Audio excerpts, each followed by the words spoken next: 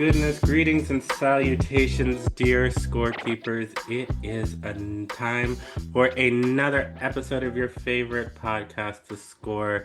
This is where we take a look at arts and culture through our queer black lenses. As always, I am your co host, Rocky Jones, and I am here with my two fabulous, amazing, incredible, wonderful, loquacious co-hosts, the delightful Dr. Lee Bynum. Hello, Dr. Lee Bynum. How are you?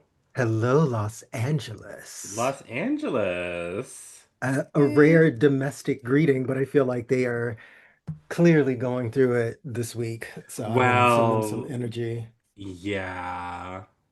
Yeah, I mean, we talked about Spencer Pratt last week. I don't think we need to get back into that Mm, because everybody knows. No, we don't. It's Hmm. just the deja vu of people not believing a second-rate reality TV show villain is going to solve their problems. And like third rate, fourth rate. Right. I mean, He it's didn't like. ugh. he didn't get elected, did he? What's going on? I No, they have Okay. that funny runoff system in California where Oh, the okay. top two, no matter what the party breakdown is, move forward. So he is advancing Mm. against Karen Bass. Um, and it's the misogynoir, like all of it is, it's just. So yeah, actually, I take that back. No, hello, Los Angeles. I'm not saying hello to them. Hello, Twin Cities instead. Oh, well, all right. I mean, we half of that is Jacob Fry, so I mean, it's not like our mayoral situation hmm is. hmm Let me clarify. I'm sure they meant the people of the Twin Yes, there we Cities. go. Yes. Yeah, yeah, yeah, yeah, yeah. That's okay. I know your heart. Yeah. Okay. And of course, that voice, what would we do without the wonderful Paige Reynolds? Hello, Paige Reynolds. How are you? Hello, I am well. I am enjoying the lovely spring weather, the lilacs, and also finally finding out what all the hype is about with heated rivalry. Oh, you know what? I Um, still have not watched that. Neither have I. you know what? To all of y'all out there who really, had a moment and just could not shut up about it, you were right. You're right. You're Oh, right. Oh, Okay. oh. Okay. I see it. I okay. get it. I get it. Yep. Okay. Because I mean, I just my aversion to fiction, of course. Well Yeah, done. of course. Well Yep. documented. Um, Absolutely. but B, I don't know. There was just something about like at the end of last year, the way that people were writing so hard for it made me kind of want to be a contrarian. Same, same. I'm the same way. I was like, I will watch this 365 days from now and no sooner. Basically. Basically. And I, but I get it. I get and it. and I don't know, like I obviously like both of those young men are attractive in sort of the way that like kind of that sort of Hollywood bland sort of Hmm. attractiveness. So I Hmm. don't understand why everyone on the internet, like every gay man from here to Timbuktu is crashing out over them. I mean, I guess the one, his butt, it was nice, I guess. It's nice looking. But I have I a nice butt. mean, I Not a also, nice butt. they're not my cup of tea. Mm-hmm. Exactly, Mm-hmm. but it is the scenario, it is the, the situation, the tension, all of that makes it very sexy. But also very intimate, I think, in a way that we don't often get to see on a mainstream television show between gay men. And like, sure, there's Interesting. lots of like hot sex scenes, of course, but the way they're done is even different to me because Really? yes, the sex scenes are longer in a way that is not frivolous and in a way that like I think shows intimacy in a way we don't often get to. A lot of sex scenes be quick, hot and heavy, Mm-hmm. we can all just imagine it in our mind because it's become so cliche. These are different. So I Hmm. see the hype. I understand the hype now. Um that even if you aren't into because it was also a friend who's a black lesbian who showed me this and was like, you're gonna love it. You're actually gonna love it. I understand why you hesitate. And she was correct. She was correct. Yeah, Hmm. yeah. I'm not mad at it. I'm not mad at it. And they get into the dynamics of being, gay professional athletes and the um hmm different levels of being out or being in the closet and the stakes that come with that. I'm starting to get into a point in the season where they're just starting to deepen with each character and like their relationship to being out. How secretive are they? Are are they considering maybe being out, and like what comes with that? Some of them are not white also, and so there's different, they kind of allude to like there being different stakes for that character. Anyway, not to give all of it away, but I'm saying, long story short, I get it. I get Hmm. it, and I look Hmm. forward to finishing the first season. Yeah. Interesting. Hmm. I did not plan to give a mini rivalry review, but yeah, it's doing more than I thought it would do. That's what it Okay. is. It's doing Yeah. more than I thought it would do. I'm pleasantly surprised. I guess I just didn't think it was doing that much. Mm-mm. Yeah, me Hmm. neither. Get Interesting. Well, maybe I'll have to check it out. into it. Get into it. Yeah. Well, okay. Well, we'll see. I just, I know. We've been asking you to watch so much fiction lately. I You know. really have. And it's like, when do we get to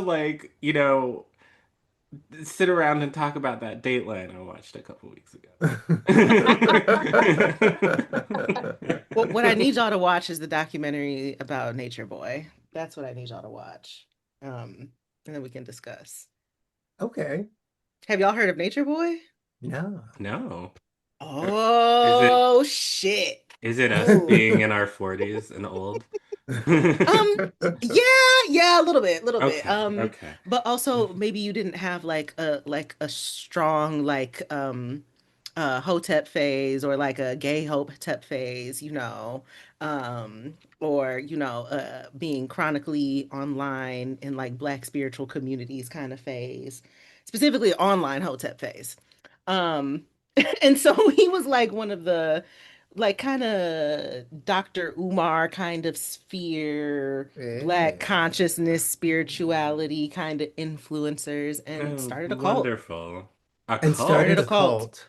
Interesting. Started a This cult. I love a good documentary I about a love religious cult. I I was love a cult documentary so Oh, much. okay. Oh, It So is my oh, yeah, it's it's my it's my sweet favorite space. genre. Yeah, baby, it's this my one is going to give go-to. you everything. This one's going to give you everything. And the thing is, because he is doing this in the digital social media age, him and his followers, a lot of his followers, most are young. Um, and very egotistical, they're documented everything on social media. So there were people who were following this in real time. There is so much footage of what was happening because people were constantly streaming and, Mm. posting stuff on YouTube, on Facebook, on, I remember way before these documentaries came out, seeing some of this in real time. I remember with the news that Nature Boy finally getting locked up, or when him and his cult kept getting deported, trying to, after wreaking havoc in different South American nations and Caribbean islands, Oh and my being God. told that, yeah, yeah. There was one time where they were traveling as a group and they all stunk so bad because Oh. they didn't really believe in bathing the way one should, that they were not allowed to get on the plane.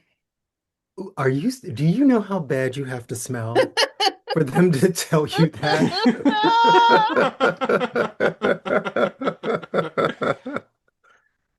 And Oh it's also one of those Lord. cases of, this person got away with so much because he looked a certain way. Hmm. Oh, is You he you're gonna figure fine? that out very early on. Yeah, yeah. Okay. That's usually how that works. Hmm. Yeah, he's fine, but you can see the crazy in his eyes, and so it makes him Mhm. like kind of not fine, you know. So, it, yeah. To some of us, a whole lot of people see that crazy look and and are clearly very turned on by it. Oh, you're so right. It's so true. It's so true. Yep. Yep. Some people don't have the same self-preservation No, alarms they really that No, go they don't. off. don't. They They don't. really, really don't. So, okay, what is the name of this documentary and how do I watch it? Because I want to watch it. Okay, so here's the thing. Here's the thing. There's two documentaries. There Oh, is a documentary series on Hulu Hmm. okay. that I think is 3 or 4 parts or something. But Hmm. honestly, they went easy on that one. I haven't even finished it, and I could already tell they're going real easy. However, there is a YouTube account that has been doing this for longer and has a very long documentary series. It's like in or 30 minutes-ish episodes. The YouTube channel is called Hood Horrors. Oh, Yeah. One of my Oh, he is um attractive. yeah. Yeah. wait, okay, let me look it up. Yeah. His real name is Eligio Bishop. Uh, but yeah, the Hood Horrors one, that's really the one to watch, in my opinion. I mean, one, it's a black person who, did all this work. I mean, incredible work. Like, I mean, I can see he dug it. up all kinds of videos and recordings and, stuff from Eligio's siblings growing up, shows you pictures Wow. of the different places that they went, is like really, really thorough. Um, so yeah, of course, the Always. independent archivist journalists are always gonna really do the work. So if you have the time and attention, I highly recommend the Hood Horrors one. Yes, there's a lot of episodes, but they are not boring, not at all. I mean, he's not ugly. No, he's very, you can see exactly how these people got led to all kinds of doom and destruction. Mm-hmm. Mm-hmm. I mean, he wasn't bathing, but he was certainly working out. Yeah.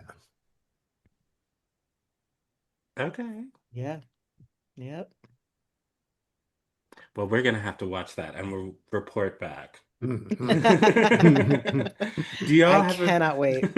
do y'all have a favorite cult documentary? Oh. You know what? I think Wild Wild Country just really stuck with me. Hmm, that's a The good one one. about Bhagwan. What yeah, is the name of there are a that few cult? different names they call it. Right.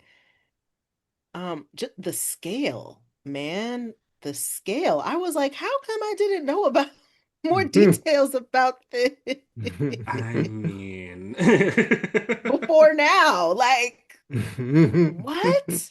because it really did. It seems like in the 70s, 60s, 70s, 80s, you could really scale up your cult to like take No, for over real. entire Really good. regions of countries. And like people were just like, well, yeah, I mean, there's a cult down the street. Right. Right. Oh, okay, Osho, that's his other name. That's the name that he was Mm. did all that publishing under. So that was the other wild thing about that. I was like, the one with all the spiritual books that be in the airport or that be up in Barnes and Noble and that Osho, that Osho had an huge cult. Wow. I mean, it's it's crazy. Like my favorite is did you see the one on HBO about Mother God? Oh Yeah, that was a great yeah. one. Woo! Love has won. Oh Hmm. my Oh my God. That God. was That wild. was crazy. I have so many. I remember like as a kid, it wasn't a documentary, it was just the actual TV movie about Waco. Hmm. And it was like my first exposure, first time I'd really ever heard anything about cults. and I got super into reading about them and just trying to learn everything I possibly can. So it's hard for me to pick because I like so many of them, but two of my more recent ones have been Prisoner of the Prophet on HBO about um, Mm. the FLDS Mm-hmm. church, and then the one I've forgotten what it's called, but I saw just a few months ago also on HBO about old girl from Real Housewives of uh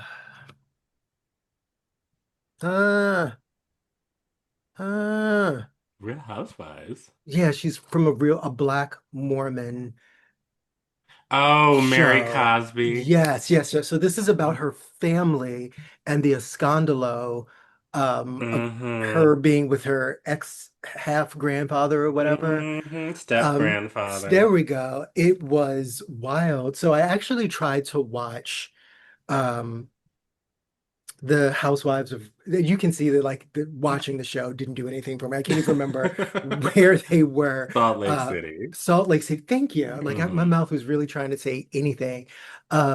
I just could not get into like the other. First of all, it's too many of them. It was like seven, eight of them, and I just Right. couldn't meet all those personalities all at once. But Mary is so interesting. She's That's a good one fascinating. She's for fascinating. I like I don't know. I find the when it's a cult and it's like we're like fundamentalist white people living in the middle of nowhere, like that's not super interesting to me. When it's a Mm. cult and talking about black people, especially like black people in urban areas, I find those fascinating. Yes. Mm. Yes. Mm-hmm. I was always quite fascinated. Well, I was very fascinated finding out what actually, happened with Jonestown. Same. The Mm-hmm. entire story and like, Isn't Hmm. it the most fascinating story? so many people do It not know that that truly, congregation Mm-hmm. was mostly black. Exactly. yes, Yeah, yes. my mother visited the church once when she was young because she had family in California. She remembered visiting and I think maybe had a cousin who was like part of the church or something like that. Like it was Oh my common for goodness. black people. It was Wow. a community. It was well known in the community, and like it sounded like the leader just got like crazier and crazier. But they were also known for sticking up for like social justice, issues and before their dissent. So yeah, I did not know that, and so many people do not. Maybe because black cults, what, I was gonna say they're more rare, but I don't actually know about that. I don't know about that. I don't They know don't get about labeled that. That may as not Yeah. be true. they don't get labeled Right. as Right. cults Mm-hmm. often. Yeah, or they're not as big, you know?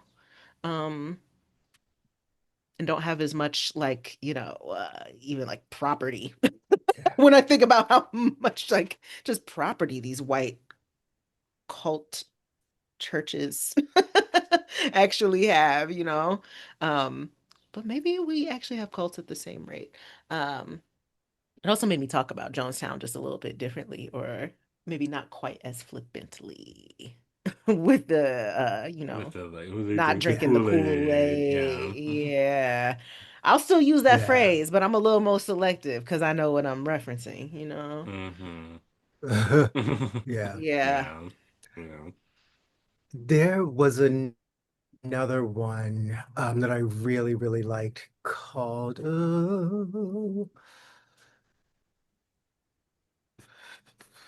it'll come to me. Let the Fire Burn. Have you seen that one? I Hmm. don't think About so. Move in Philadelphia, the No. Move bombing in the mid Oh. 80s. I haven't seen it, No, but I haven't Yeah, it seen I it. is. listened Yeah. to a podcast series about that. I'm curious what Mm-hmm. the documentary was like. It's super super interesting. I found this one like really interesting um for ages and ages since Hmm. seeing a special on it on A&E when I was maybe in high school. It may have been just like been like an episode of American Justice or something like that, but I found it so fascinating and I asked my parents to see if they could remember it. And of course they like remembered it super clearly because it was such a Mm. at the time it felt like a very unique story, but as we're saying right now, I really don't know how unique I think it is for people from our community to end up in some of these really complicated situations in their churches, sort of given the power in our community that we allow religious leaders to have, and the Hmm. really broad way that we will allow their behavior to go not only unchecked but also unexamined. So Hmm. I would love for somebody, if anybody's listening who maybe does research in this area or is just a super interested person, to shoot us an email and tell us what to watch, what to read, what because I think I think it's something we should be talking about a lot more. Yes, Yes, absolutely. absolutely. Because it is so Yeah. scary. I mean, I don't know if you all watch the one on Netflix about like the twin flames. Oh Oh yeah. Yep. Like, yeah. but I'm just thinking about that and like with like the nature boy and like sort of especially like now in 2026 how easy it is to just sort of get like duped into these like digital cults. Mm-hmm. And it's Mm-hmm. so Hmm. I mean like I feel like, back in the 20th century you had to like actually like leave your house to Mm-hmm. join a cult, Yeah. like talk to another person. But like, no, no, no. You can just like go to like a YouTube channel and just like be sucked in, and all of a Mm-hmm. sudden you're paying thousands of dollars, and then you're in jail because you were stalking your ex-boyfriend because he's supposed to be your twin flame. Like it's so scary. It's so Mm-hmm. scary. My gosh, yeah, I've heard about like the cults developing on TikTok and things like that. But Yes, the TikTok yeah, cult. Yes. yeah. Mhm. But I also noticing like hmm, a lot of the common threads across the TikTok cults are the fact that it's meeting a need for people in like a Mhm. society that's profoundly lonely. And then Mm-hmm. I think about the Black cults that I see. And honestly, I feel like almost everyone that I think of is primarily it starts with like taking advantage of people wanting sanctuary from racism, Mhm. Yeah. from anti-blackness, you know. Um, it starts with somebody taking advantage of that like really real deep desire to just have a safe place, to have community. And so it would make sense that we would be just as, if not even more prone to participating in cults when Yeah. like safety just continues to evade you, you know? Even now when like it's perceived that, so much has, gotten better for Black people. Obviously a bunch of people are trying to take Mhm. us way, way, way backwards now. Mm-hmm. Just But saying. still, there has been like a different level of documentation of anti-Black racism. So one thing that they'll bring up in the Nature Boy documentaries is like all of these young people wanting community and safety after witnessing things like the murder of Trayvon Martin and Mike Brown Mhm. and Mhm. Sandra Bland and Breonna Taylor, and all of that. Like they're really, frustrated with America. Um, and so it's just sad that like that gets taken advantage of. And I think that's been the case with so many Black cults. The Yeah. even ones that I think Yeah. of that are super Afrocentric and like taking advantage of people wanting to romanticize like their roots and like connection to motherland, which is like really really real, but people take advantage of that, Yeah. of wanting like a stable family life. When I think of people like uh you know the way some people in Nation of Islam maybe express their faith, or adjacent Mm-hmm. adjacent offshoots that that have developed, Mm-hmm. all of that is like just wanting stability in a place that is continuously destabilizing us. Yeah. Yeah. Oh, Oh, Jesus. well, when you put it like that, Jesus. I know, I know. But yep, all that deep shit said though, I still love a cloud documentary, I child. love Yes. culture. I do. Yes, Yes. and I have to watch both of those Nature Boy ones. Hood Yeah. horrors. That's what it's. Yeah. Let me write that Hmm. down. Yep. Okay. And before we move on, I will just say, um, Lee, you should get into Housewives of Salt Lake City because season two is amazing, and season four and beyond is um, fantastic. You know about Jen Shaw, right? Yeah, I do. I mean, this is why I actually thought you maybe it was just too slow moving. Maybe I The started first at season the is very wrong. slow, and the third Yeah. season is terrible. So maybe I'll just like, I don't know. Just You tell drop me, in, yeah, pick just a season. drop in on season two because Season two. you'll Okay. see like because they are going on a trip to to go skiing or something, and they're meeting in the parking lot in a Sprinter van in one of the other ladies' businesses. And Jen Shaw is on the Sprinter van, and she gets a phone call, and you see her like her eyes get real wide, and she's like, "Okay, thank you." And she like hangs up the phone, and everybody's like, "Is everything okay?" And she's like, "I need you all to take off my mic. My husband, he's in the hospital. There's something with his kidneys. So I need to go. I can't go on the trip. I need to go right now to the hospital to be with him." And they're like, "Oh my God, Jen. Oh no, I hope he's okay. Okay, well, call us, let us know." And she's like, "Okay, bye." And she like runs off the bus, and then they're like blah blah blah blah blah talking about something else, and then you see Homeland Security and the FBI and like the Utah police like descend on the Sprinter van, and you see all the other ladies like, "What's going on? What? My God!" And they enter the bus, and it's some of the best television you it's incredible. I mean, that's my kind of carrying on, so I will definitely give it It's another quite chance. something, and the whole season is like leading up to that, and like Jen Shaw like proclaiming her innocence, and she was not innocent if you're familiar with the case. I've Mm. heard all about it, and she seems like she's anything but. Anything but.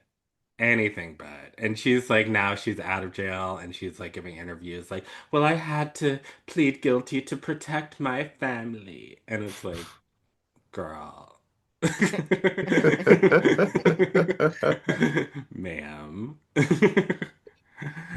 But she's no longer on the show. But they got some firebrands to replace her. And I'm Um, sure she'll be back. I mean, going to jail is no, nothing but a bargaining chip. Andy Cohen is like, absolutely not, never, not on my watch. Andy's not having it. When Andy's done with you, he's done with you. Look at Nene Leakes. I mean, I mean, I just, Man. I don't know. I always feel like there's this curious codependency, um, between them and people who have no business being brought back to these franchises somehow end up back. I don't put it past him and Nene to kiss and make up. Well, I read an interview with her recently, and she's hoping for it. And apparently, like the lawsuit that Mm. she filed against him and Bravo has been dropped, and she's now back in sort of the NBC Universal fold, and like hosting things again and whatnot. And she's like, I would love it if Andy and I could make up, but he doesn't want to pick up the phone. Hmm. So Well, we shall see. we shall see. We shall see. Well, speaking of mess. Who, us? Now, Lee, yesterday in our text message, you had said, or on our group chat, you said that you had some feelings about this season of Drag Race All Stars, I mean, RuPaul. I did. Some of my feelings were pre most recent episode, but I see. you know, I've said on the show before, and I still believe this because at some point I may have a show of my own and I will be doing what the hell I want to do. But I don't understand if we're going to have what is set up as a competition, then like people should compete and then the people who are doing the best should get the credit for having done the best. And I can't say that that's how I'm experiencing this season of All Stars. Like I'm not even going to say it's picking favorites. It feels very produced. And then the people who become the top two every week, I don't know if I'm in agreement with it. Like I was not feeling Dawn to the extent that the judges apparently were.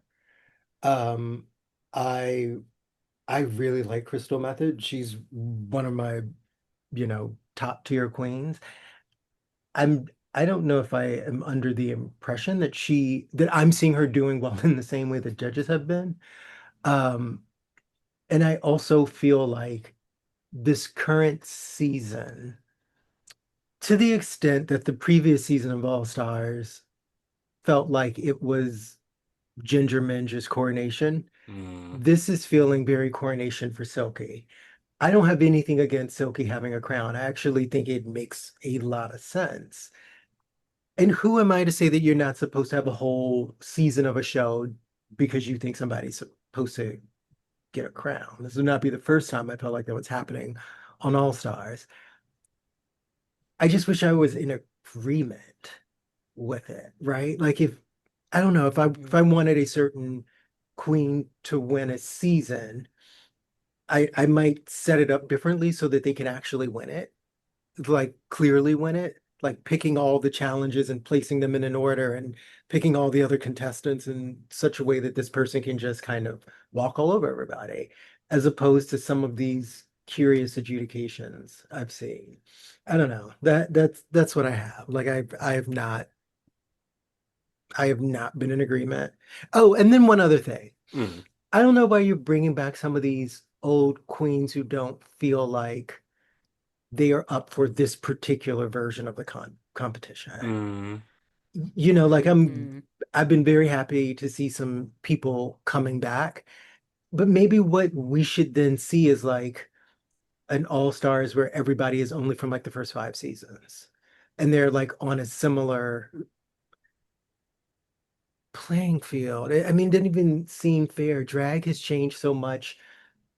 One in particular looks like she's about to get a hip replacement. Like it doesn't even feel fair to have these people competing with, some of these limber 25-year-olds or other contestants who have been on the franchises like three, four times. So they know the drill in such a different way. Like it just feels very unbalanced to me. I want to know who's producing it and why are they producing it like this. Yeah, those are my feelings. That's it. Well, I mean, in terms of the predetermined coronation of it all, I mean, I agree. And last season, I just had to kind of stop watching because it felt like the Ginger Minge, Hmm. like, coronation tour or whatever. Like, it felt very just like a waste of time. Yeah.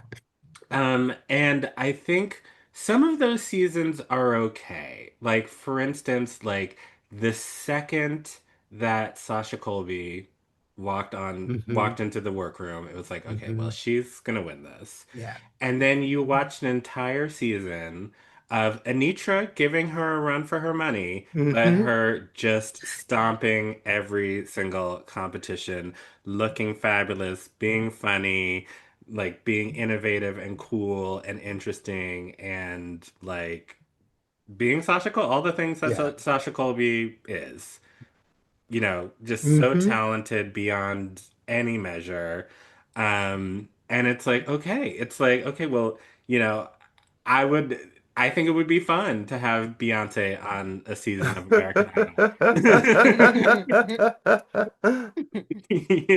That's kind of what it felt like. But like there was like a story there, Yeah. and it sort Yeah. of made sense. Like, it went from A to B, C to D.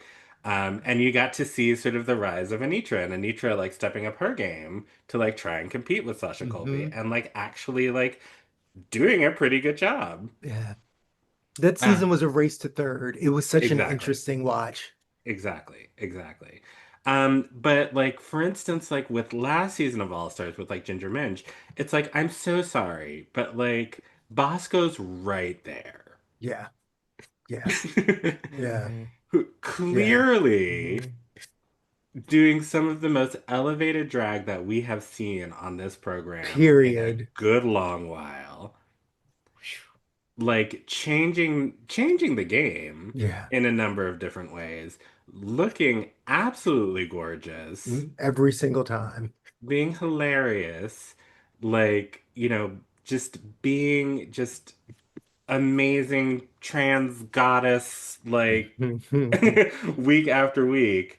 And you have the opportunity to really sort of crown this level of drag excellence, like this queen that came in fourth or fifth on their season, coming back and truly having elevated Yeah, their game yeah, in a way that is just absolutely undeniable yeah, and should be rewarded because she is stomping all over these girls. yeah. But you're gonna give it to Ginger, who is just doing the same old tired Ginger routine, except like 100 pounds lighter. It was so interesting to watch because sometimes with these things, you're either thinking like RuPaul is in a moment of feeling like she needs to rectify some of her own decision making, which to me was the season of All Stars where Shea Coulee came back and Mm-hmm. was so dominant. Like it Right. it it always kind of felt like that. And I again I get it. I'm a people too. I understand the decisions people make. Um, but then just let it be set up like that, where we're seeing. But I don't know, actually, now that I rethink it, I do remember that was the snatch game where I think Jujubee actually clearly won because I did not find that Flavor Flav funny at No, all. no, no, no. So yeah, I mean maybe you can't do it like that. Or I don't know. Like to me it's just I don't know. It just it's weird. But at least on the that franchise that Alyssa won, Queen of the All Nations or whatever they called it, they set that up in such a way.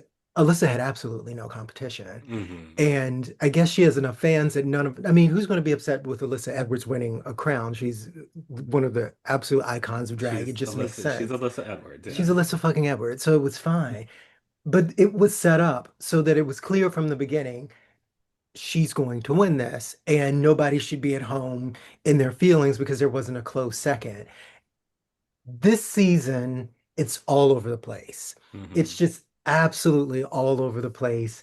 I think these brackets are very bizarre. I don't know. It's not working for me. I'm obviously not going to stop watching it, but like I mean, it's I just really not might. working. I did last season because it just didn't work. I mean, Paige, are you familiar with how the All Stars rules are set up now?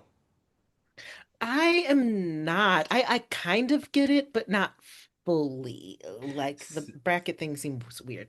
Yeah, Explain. it is. It's It's it's super very weird. weird.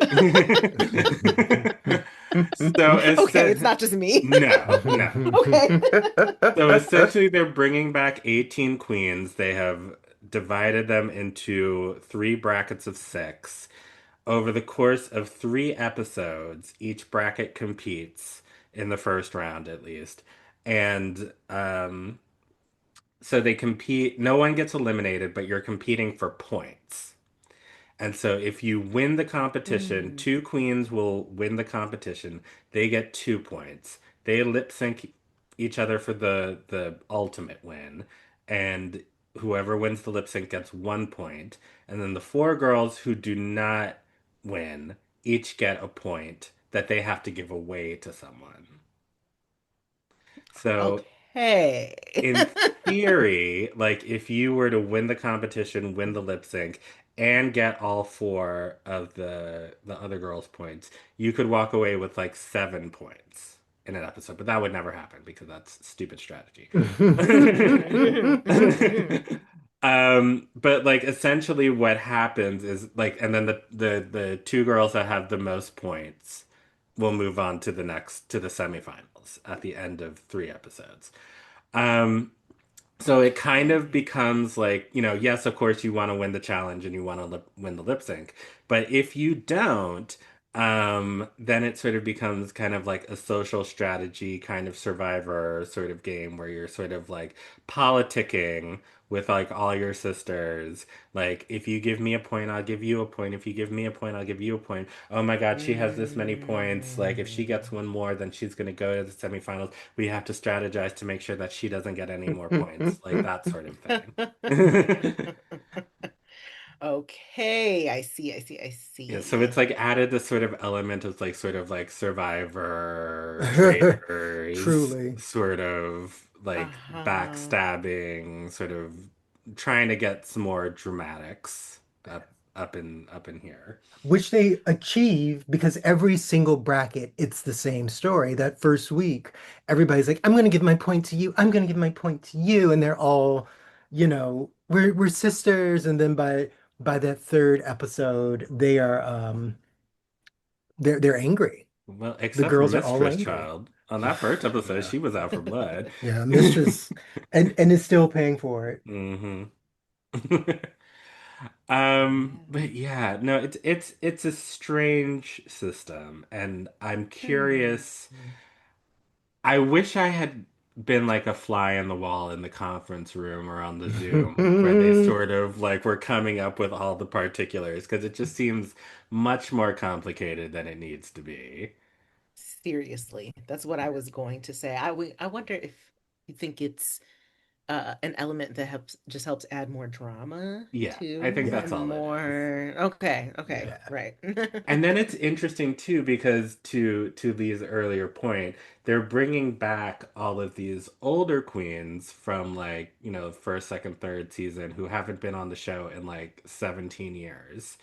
And so are not sort of Oh, familiar with like how Drag Race moves now. Mhm. And like okay. all of the stunts and shenanigans that you need to like pull in order to sort of get Rue's attention in this day and age. And like they're coming back, and I would imagine for most of these queens, it's just kind of like exposure. Like, of course, I remember Mystique Summers Madison, Yeah. but like I would imagine like some 20-year-old who's been watching Drag Race like since like 2015 or something has absolutely no, they just know, bitch, I'm from Chicago, but they don't know Right. like where that originates from. Hmm. So she's sort of coming on to like get those booking fees up.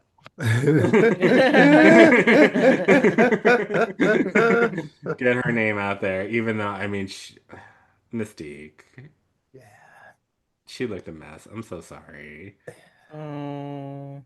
Shit. And was and to the point about them just like not understanding how the show has shifted and what the center of gravity is now and how the girls interact with each other. Um, she seemed out to sea the Absolutely. entire time. I mean, Vivacious has too, but maybe not in quite, it's not been quite as pronounced because Mystique is very much a reformed villain, even though she probably doesn't understand that's what she's giving. Vivacious just seems like a nice old lady. Yeah, and And and I think it's different with Vivacious because Vivacious has been sort of celebrated a number yeah, of times yeah, over the course of the. a So lot. I mean, I would think that that same like 20-year-old knows who Ornacia is Yeah, and like understands like the references to mother and right. and of course with like the rise of club kid voguing culture, and Vivacious is such a pioneer in that space. So I think it's different, and Vivacious has like catchphrases, and now she's got this new one: the shade will be revealed, honey. Which I love. um, and I think there's a relevance to Vivacious that I just don't think is there with Hmm. Mystique. I'm so sorry, Mystique. No, I think I think that's very true. I still, as a viewer, experience her as seeming like Oh yeah, no, she's I on a yeah. very different Oh, show. I don't disagree with you at all. Like that dance challenge, like Yeah, like and you know, honey, you need I some Boniva. it's just it's very interesting. I would be so much more interested to see a group of those early queens together because Hmm. I don't know how much I enjoy this intergenerational set of interactions. To me, it feels very much like being at work, like my day job, being at work. And B, like everything kind of comes back to like an old version of drag versus a new version of drag in conversations and to what people should be paying homage and maybe some places where, there's a little bit too much effort on high flying kicks and not enough actual effort on, hey, this is what the song is about. Like I agree with all that. I get all of that. I don't know how interested I am in hearing these conversations every single time with slightly different groups of people. Like I don't, child, I'm finding it exhausting. Yeah, it is kind of like you feel like you're sort of like, when you're like at the family reunion and you're sort of like, stuck talking to like your uncle who's had like maybe one too many beers and wants to talk about, back in the day. Like, hmm yeah, it is kind of the televisual equivalent of that. Yeah, Like Mystique, like interacting with Lucky Stars exactly. was Exactly. was a lot. And it's like, okay, well let's have fun, but don't you get none of that blood on my white outfit.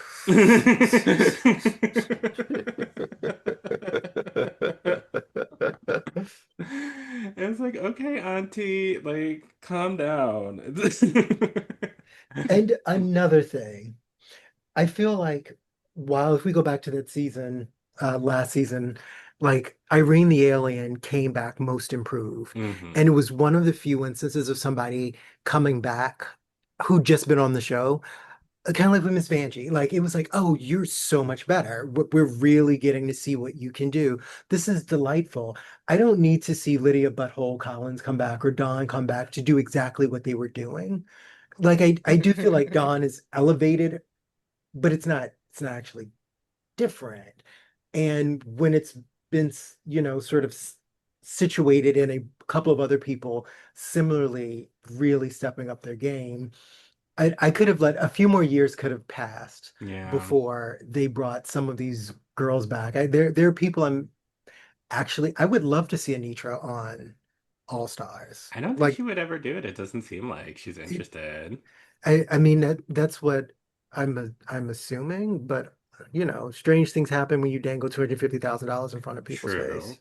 True. Yeah. True.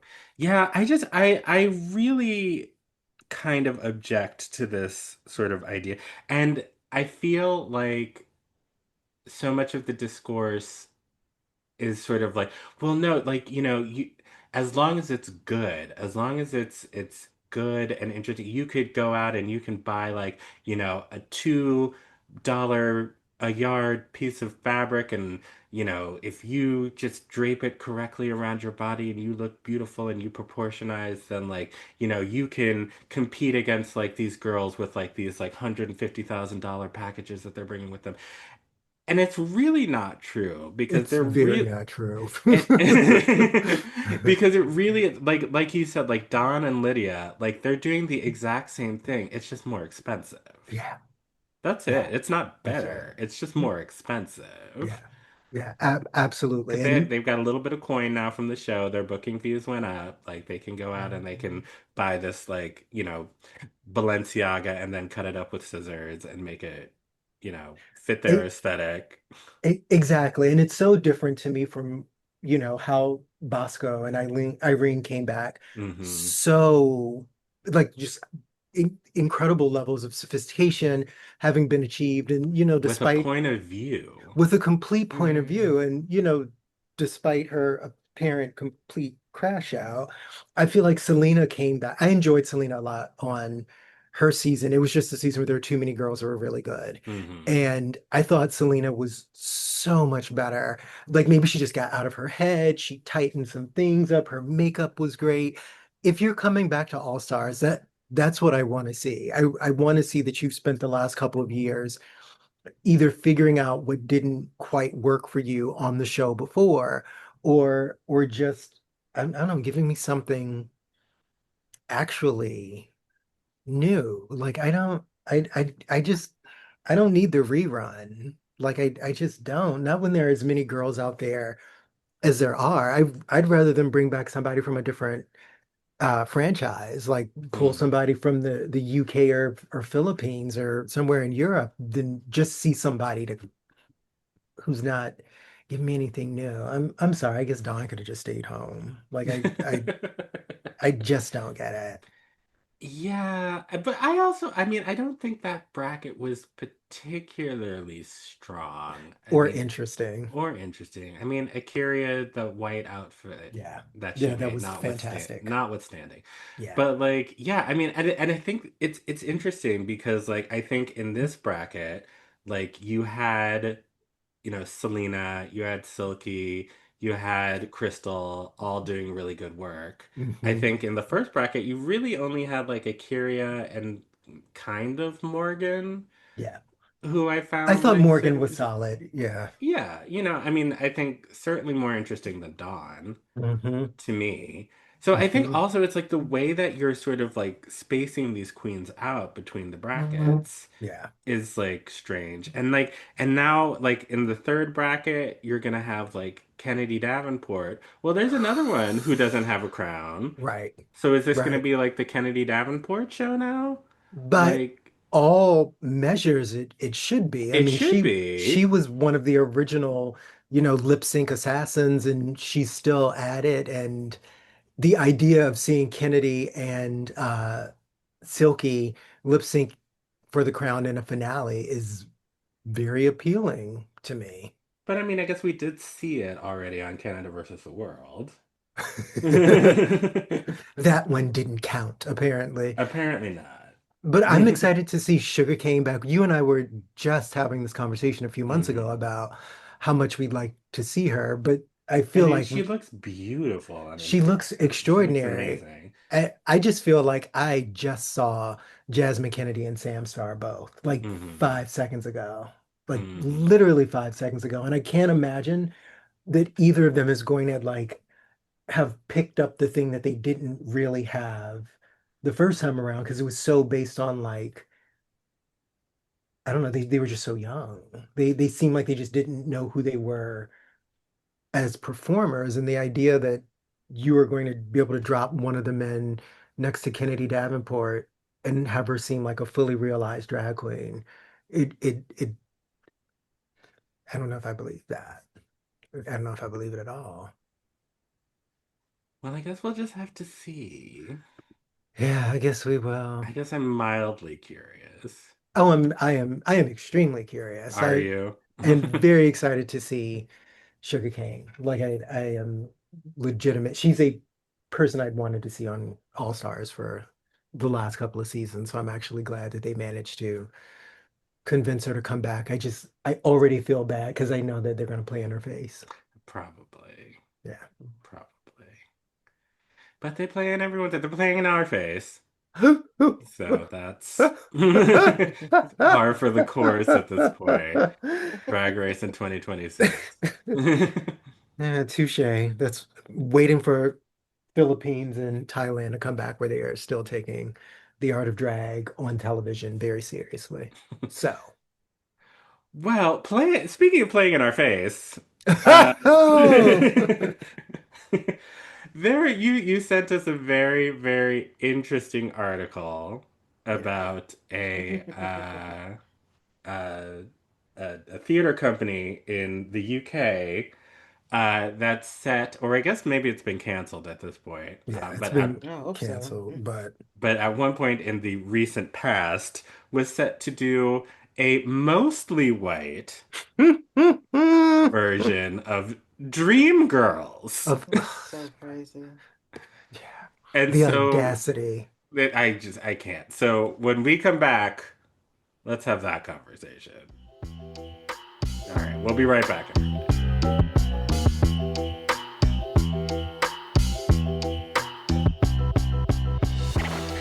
Well, singing, and I am telling you, I'm not going. It's Miss Lake Dardanelle, Naomi Shore.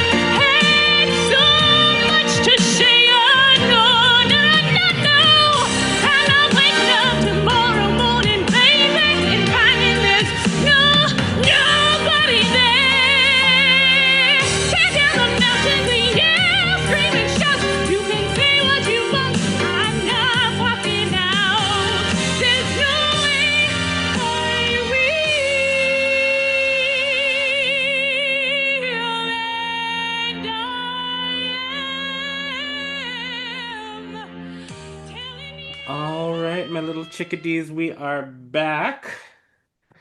And it is time to talk about some fuck shit in the theater. Yes. Which is our bread and butter. So, Lee, you alerted us to this craziness along with I only saw the headline, but I did not read the story about Sister Act as Well, well. child, take a sedative. But I did read the whole article about Dreamgirls and I was taken aback. So do you do you want to bring us in, let the audience know what's going on? Oh, absolutely. So since I started working in the theater again a year and a half ago, I read a lot more just like theater blogs. And part of why this has been just, I don't know, blabbering my gas is really because how much of a trend there is right now, and maybe in the last 2 years around casting shows that are really meant to focus on a specific group of people, often the group of people that we are, Black people, um, in casts that are not all Black. And it's just so bizarre to me, um, why this is a thing that's happening. Um, so I'll say a little bit about Dreamgirls and Sister Act and also Hairspray. Um, but then I kind of feel like I want to just sit with like why this is happening. But in the UK, a company called Gillian Banks Creative Productions in South Yorkshire cast a mostly white production of Dreamgirls.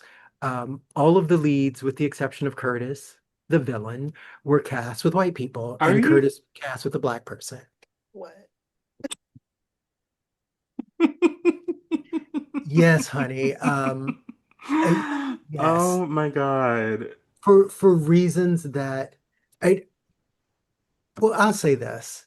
As a person who likes to sing and a person who likes to sing show tunes occasionally, I completely understand the idea of wanting to sing some of these songs that have nothing to do with you, right? I will give you an old nasty piece of reflection from Mulan on many an occasion. However, there's a part of me that understands I can't play that role on stage. And I'm not making a stink about it. I'm not going to try. You're not going to hear a peep out of me about it. Yeah. As somebody who used to consider themselves a musical theater artist.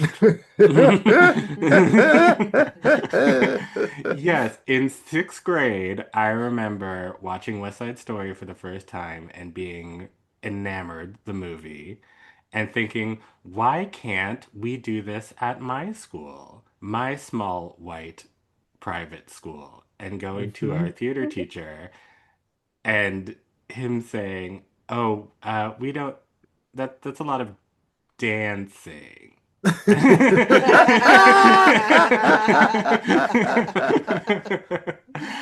And I learned pretty quick. Oh wait, maybe that would be problematic. So I feel like if children can understand this Yeah, concept, yeah, Yeah. yeah. but hey, what do I know? It's I I really, really get why they would want to sing those songs. However, the show doesn't make any fucking sense if you At make the all. characters white, and not No. just because we're used to seeing the characters as being black, because they also sing about being black. Like the show is about how they are black in a Yep. white industry. And then the whole show doesn't make any sense. And if they're white singers just having a challenging experience in, I don't know, the white music industry, that's not this show. Maybe that's what was it? The show about Frankie Valli and the Four Seasons. Like there are already Jersey shows that, boys. thank you. Right. There are already shows that are about that. So you could just do that show. Some of Why those don't songs you are just do great. Jersey Why Boys? don't you just do it? Like I don't understand. And this isn't even a show that like you can, like the number of lines you'd have to change, the number of storylines you'd have to change, which mean you're doing a different show. So just do a Which means you're different doing show. Jersey Boys. Yeah, It's already there. It's already it's written for you. it's so bizarre to me, because this isn't even like you're doing your recital, and you can be doing your recital and be like, I would like to sing, and I am telling you I'm not going. I might think that's odd, but in that context, it's just a song and you're just a singer, Mhm. right? Like why are we doing shows that where it doesn't make any sense, right? And I think part of where this gets complicated is because I know that there's that argument that, well, if you can put, black people in Merchant of Venice, why can't white people be in Dreamgirls? Because Merchant of Venice isn't like nowhere in that do they all start singing, hey, we're all white, this is our experience, we're all white. If they start doing that, then no, you can't cast black people in it, because then it doesn't make any sense. I saw a very solid revival of The Crucible on Broadway a couple of years ago, maybe like 10 years ago. Sophie Okonedo was in it. She was Elizabeth Proctor. She's absolutely brilliant. There were a bunch of black people in it. The show didn't make any sense to me. Like part of it is actually racialized. Tituba needs to be Yes. the only black person for Right. that to make sense. I thought it was Yep. strange. I Right. didn't protest the theater, but I also felt like I wish I hadn't spent all this money on it because I thought it was strange. It's actually okay for people to write shows that are about a certain group of people. And where we keep landing on this is that usually if a show features mostly or all Black people, or all Latina people, or all Indigenous people, or all Asian people, irrespective of who wrote it, it's usually because it's specifically about that racialized experience. It's different from Our Town, where we can intuit that they're all white, but again, they're not talking about it. In all these other shows, they're literally saying that. I think it's so strange to me. Like I don't get it. And then you had this sister act in Canada. Canada of all places. Canada is such a rational country. Not surprised they're doing all this foolishness in England, but Canada had a version of Sister Act where Dolores was white. I'm like, you know good and damn well Dolores isn't white. In the musical, she has a line where she says that she was in an all-black production of Funny Girl. It's very funny because she's black.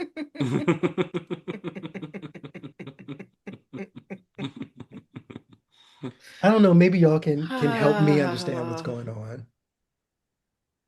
Child, uh... no better idea than you do. I don't. There's so much good, semi good, terrible. There's just white musicals of every kind. Every kind. Y'all have every kind of story you could possibly want already. Why? Yeah. Why? Why do Dreamgirls? Did you just want the outrage? Like at this point, I really have to ask. No, because at this point, I really have to ask, is this rage bait? Is this a way to get somebody to pay attention to you? Is the endowment that gotten that low? Like, what's going on? But now they didn't wasted all that money Mm. getting the rights to a show that they can't do, and presumably somebody somewhere had to be paid for some of their labor that they put in. So it's like y'all had to know. Like I don't believe that you can go into this and then on the other side of it be surprised. Like I remember a Mm. couple years ago, some community theater was trying to do an all-white version of Hairspray, and the people who wrote it, the white men who wrote it, like reached out to the licensing company and said, this isn't what we wrote. Like obviously, the show doesn't make any sense. Because again, it doesn't make any It sense. doesn't make any sense. It's not like they're saying, hey, we hate white people. It's not like they're saying, we don't think white people are talented enough to sing these songs. They're saying, we wrote a specific show, and now it doesn't make any sense if you do it that way. So do a different show, please. Like that. I mean, can we do that? Like, I mean, they used to do stuff like that. They would just put the white people in blackface. So, I mean, I guess this is sort of an improvement. I mean, all those productions of Othello for centuries. But yeah, it's just. Touche. I walked right into that one. Yeah. But it just. I don't know. It's just. There is this sort of, it feels like, and obviously I'm not inside these people's minds, so I don't know what they were thinking. I don't know if they were thinking, other than just like all those Miss America pageant contestants who over the years have done, and I'm telling you, for the talent portion, Miss Arkansas on YouTube, I'm looking at you. Oh. But there's just this sort of like, oh well, Effie is singing about this man, and I'm telling you, I'm not going. It's a universal experience. We can all understand heartbreak, and it's like no. No, honey. And it's just like this sort of like this idea that like, well, it's a universal story about struggle and heartbreak and artistry, and we should be able it should be able to transcend barriers and races and languages, and you know I don't see color, like I feel like I don't see color as making a comeback Oh God, in sort no. of the post Yeah, DEI, or at yeah. least post corporate DEI landscape. I feel like that's really starting to make a comeback in a way that It's is true. really starting to bother me. Yeah. People's guilt too. I think people feel very guilty about where we're at right Yep. now as a Yep. nation. And they're trying to peace and love it away.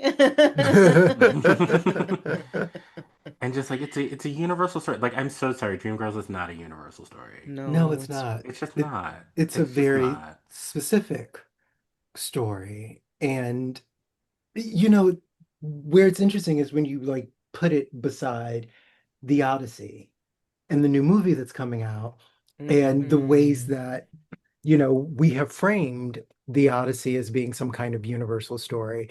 And, people, people being Elon, who is maybe not a people, but being absolutely apoplectic about Lupita playing Helen of Troy, and that seems to be not just driven on the fact that she's black, because he hasn't really fixated on anything as much as how Helen of Troy is the most beautiful woman in the world. And I'm like, this is such an interesting response, because in his initial tweet about it, he said something about it's okay to cast Lupita as Helen of Troy, but it's not okay to cast a white actor as Martin Luther King. And it was like, first of all, the fact that you were What? confused about the difference between an historical figure who was alive 2 generations ago that a billion people on the planet can literally remember what they look like and what they stood for and the whole nine. We're live for it. And a completely fictional character in a story where there are gods turning into animals and trees, to me is it's wild. It's such a crazy sign of the craziest possible timeline. But he said that out of his mouth, and then, hundreds of thousands of people like the tweet. And it's like, wow, wow. This is not the same thing. Like as if Lupita being the most beautiful woman of the world is a stretch. Is anything other Yeah. than like documentary feel accurate. Like Lupita Nyong'o is wildly beautiful and a brilliant actress who trained to do this kind of thing. I mean, she's a Shakespearean actress. These words are going to flow so naturally She out won of her an Oscar mouth, in her first movie. where she doesn't Yeah. talk, which is also interesting. But it's the whole point of like, why are we having this discussion? Yeah. Like, y'all don't have shit else to bring up right now? Like, there are actually things we could be discussing, Elon. These spaceships blowing up here and there and everywhere else. His attention is on all the wrong things, if you ask me. Well, Child, that man is too focused. He's trying to avoid the fact that his own family hates him. How about that? How bothered he is by his trans daughter being a gazillion times smarter than him. We are all suffering the consequences of Yeah. that. Okay. Yeah, And, absolutely. the ketamine benders. Right. Allegedly. Right. Allegedly. Right.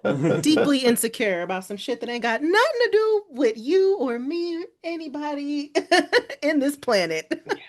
But it's so interesting that, they have time, like when it comes to, this young black man playing Professor Snape Oh in the yeah. Harry Potter TV show, or like an all women Ghostbusters, or this I person of forgot people were mad about that. so mad, so Oh my mad that God. going on Rotten Tomatoes and leaving Review fake bombing. reviews and making sure that the movie flops, and anytime like a comic book character does not subscribe, the actor that's cast does not subscribe exactly to their vision of the character.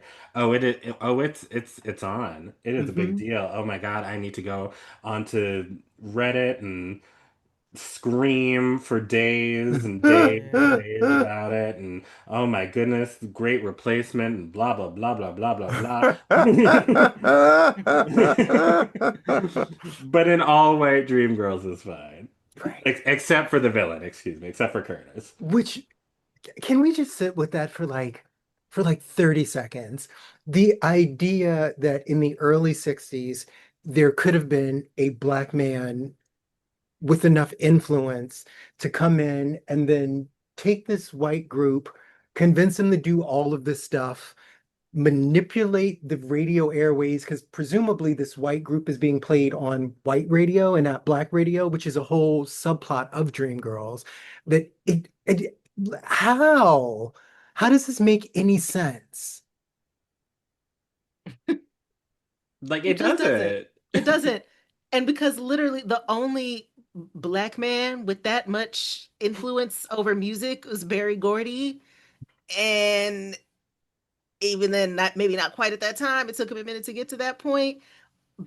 And he is the person who's managing the group that the musical is about. So why would it's just not making sense. It hurts my It's just not brain. like It's just like, y'all, what is this show about? When is it set? What is it doing? What do you think it's doing? Who is the director? it I has to want be to a talk completely to him different or her, show. them. It just you have to think you're doing a different show, a completely different show. It's like, ma'am or sir or whomever, did you read the script? That was Tell my me if you first read it. question when you sent this to us. That was my very first question. Did you read the script? And if you did, and you still think this makes sense, tell me why. Bring me in on it. Like I would love for that person to like sit down on the show and talk about the level of satire that we're not getting in the moment. Because then at least it'll be like, oh, okay. I see what you're doing there. Like I'm hoping there's something happening here. I mean, Right. yeah, like a level of satire, some sort of political statement that you're trying to make. Something. Like, Is I this mean, some absurdist kind of, they on some Boots Riley shit. They on some Boots Riley shit. Maybe they're just like Robert Downey Jr. and Tropic Thunder level of meta, and we're not, we just don't get it Right. yet. We like we We I don't just get could it don't get yet. it. like I could see like you doing like a production of like The Diary of Anne Frank and like hiring a bunch of people, like people of color and whatnot, and like in 2026 making sort of a statement about Hmm. creeping fascism and oppressed peoples from all over the world who are sort of being affected by, Donald Trump and ICE and all of these things, like with like a Latino family or a Latinx family Hmm. or something like that. Like that I could see, Hmm. right? Like that kind of statement. This just feels ahistorical. It Yeah. feels like there's no there. It just feels like very hollow. It feels like you kind of did this for the press, and it makes no sense. It makes no sense. It just doesn't make sense. And if there was a way that, like, maybe they could release a statement and be like, well, here's Hmm. what we intended artistically with the piece, but I Yes. really don't think that that's the case. I think you just wanted to do Dreamgirls and you just wanted to do it with your friends. And here we are. Yep. And Hmm. you didn't care if it made sense. And Hmm. probably your audience didn't care if it made sense. They just wanted to hear, and I am telling you. It, Because I mean, I don't think that they would have programmed it if there wasn't an audience that they thought would be like hungry to see this. oh, absolutely. And I was all over their social media looking for the statement, looking for the something, whether it was a statement of this is what we were trying to do, or we're so sorry. Something like we didn't mean to offend anybody. But there was kind of nothing, which is extra weird. Like they removed a lot of the references to it from social media.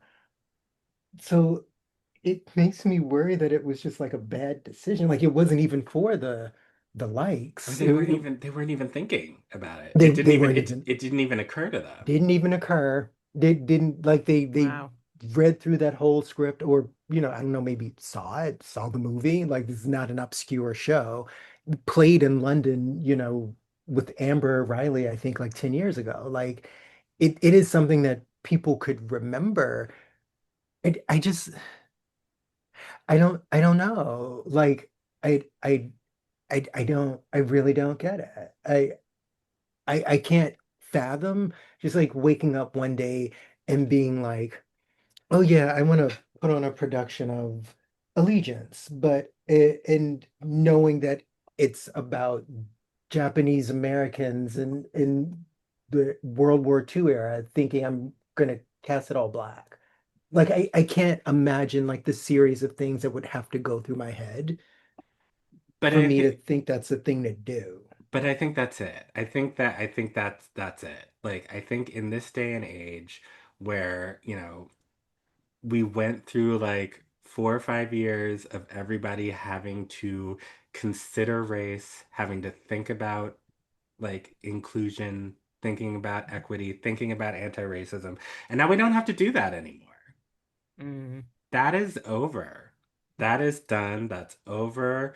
Like that was a fad. And now we can just kind of do like whatever we want and just sort of throw a dart at the dartboard and go for I mean if you think about it, casting a whole bunch of white people in Dreamgirls is inclusive. In this like ass backwards sort of way where like we have just sort of as a culture it seems like not all of us of course But a lot of white folks, and especially a lot of white folks in the arts, were like, we tried that and it didn't work, and now it's over. And so we're just gonna do whatever. It's wild, wild west now. Like, I don't know if you dug more through that blog that you sent us, Oh, I absolutely did. but like with that production of Hell's Kitchen in Korea, Yeah. and like, people with like dreadlock wigs on the poster. Oh my God. And it's just like it I don't even know what point I'm trying to make, but it's just like this feeling that it just doesn't matter to a Yeah. certain group of people anymore. It doesn't matter. And And especially to a group a certain class of art makers.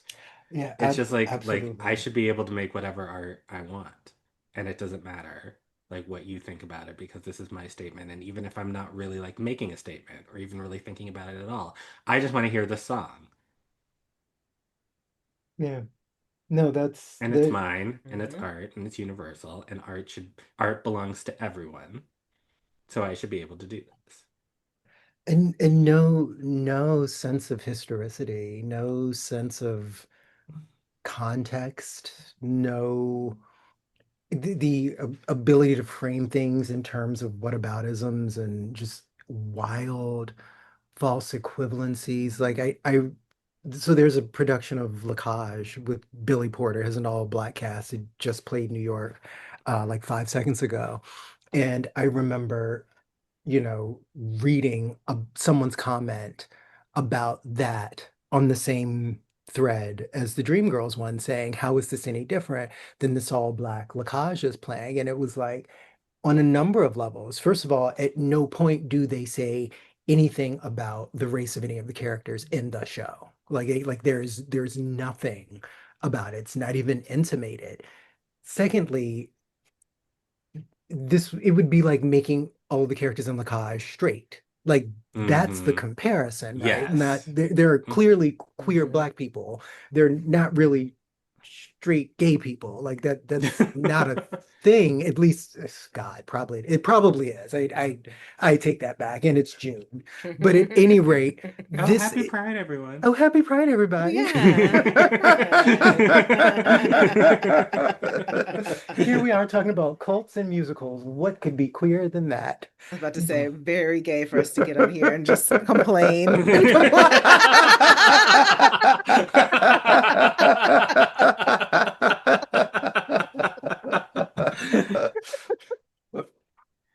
Yeah, that sums it up. I'm just mad. I'm just mad that this is what we're doing after everything we went through for the last 400 and some years, but also since 2020. I'm just mad that this is what we have to talk about, especially given the context in which the three of us know each other. It's the aesthetics of Child. fascism. I keep saying it. Yeah, But we're just in it. We are yeah. just in the middle of it. We are in the middle of the donut hole, and everything around us is just is just crazy. And it's just So crazy. it's the way that the right wing all over the world has creeped into every facet of our lives, and now we're just seeing it hit art in a like as a tidal wave, and like it's just the entitlement Yeah. is staggering. And scary. Hmm. I mean the fact that, just back to Dreamgirls for 2 seconds, the fact that the production got as far as it did without it being shut down, and now like the licensing agency is talking about going forward, they are posting casting notes about what is and is not allowed. I guess the Michael Bennett estate spoke up and said what it wanted or didn't want to see. And I'm just glad, because even if you're thinking about Dreamgirls, which is a black story, it is a story that was brought to the stage by a group of white writers, white composers, white directors who were very conscious of having told white stories previously, and were saying, this time we're telling a story about black people, and made a decision. And even other white people don't think that's a thing to acknowledge in the moment to me is I don't know, I guess I'm accustomed to it when it's something that we're doing, people being so suspicious of it and not willing to respect those wishes. But even when they're saying it to each other, like, hey, I wrote this story about Black people. I want it to be about Black people. And they're like, no, Mm, mm-mm. like child, I don't know. I don't know. It's a good thing I don't exist because this would really stress me out if I did. You can exist for the month of June. You sure? If you want to. If you want to, we'll celebrate you. I'll take it. Okay. Well, I don't know what to say. That's some bullshit. Yeah. Everybody, please read your scripts.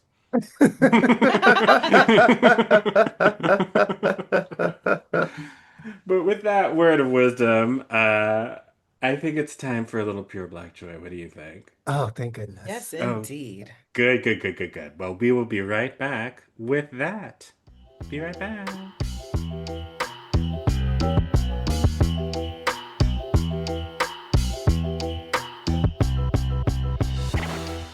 All right, and we are back, and it is time for Pure Black Joy. This is the segment of the show where we celebrate all of the Black people, places, music, food, culture, art that is making us happy this week. And this week, it is, of course, June. It is Pride Month. Hope that you are all out there in the street in your little short shorts with your rainbows and shaking your ass and having a good time and loving yourself and your community and life. And we just want to shout out all of the amazing Black, especially queer folks out there who are, you know, beautiful and special and incredible. And we are so lucky that we get to be who we are and exist some of the time. But Paige, I know you had some thoughts as well. Yeah. Here I'm existing on some realm of reality. I don't know. Somewhere, somehow, some dimension. Right, not within the United States of America in 2026, apparently, but somewhere. Yeah, I think it's just important to remember the origins of pride, the root of pride, the people who made it possible for us to have our pride and be who we are for our pride.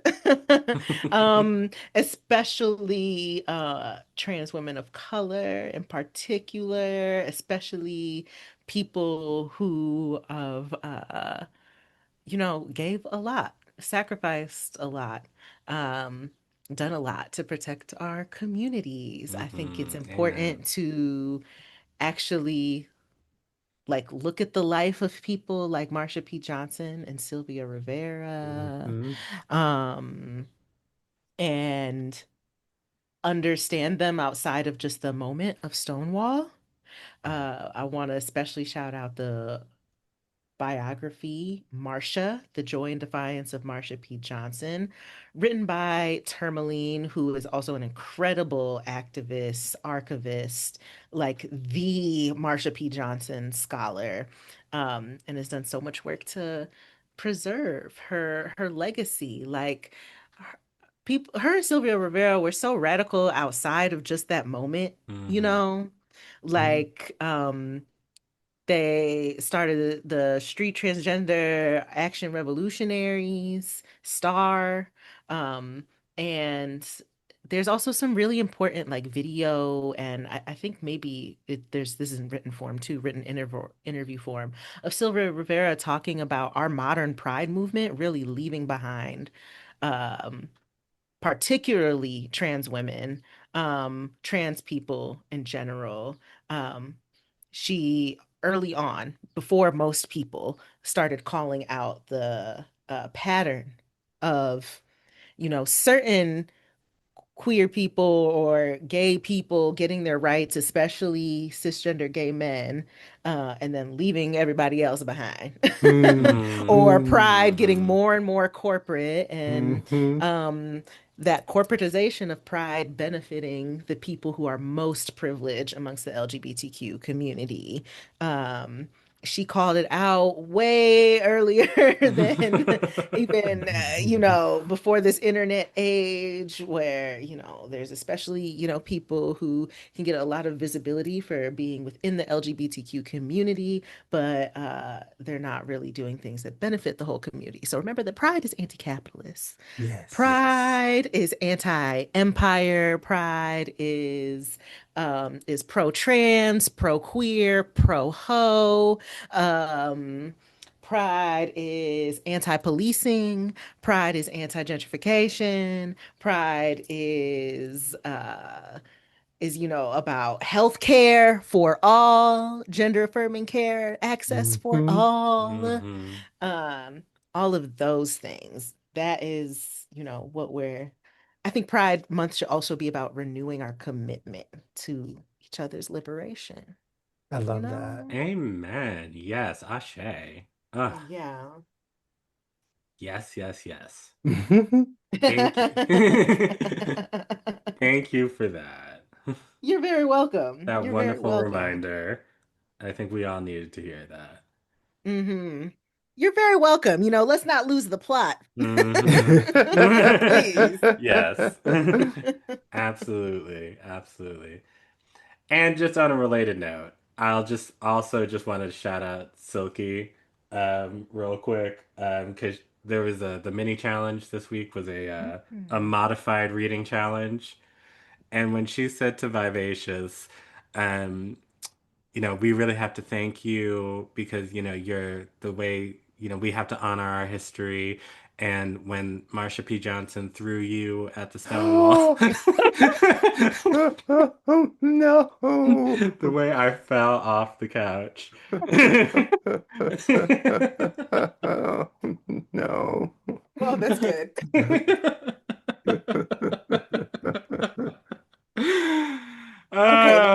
Black joy.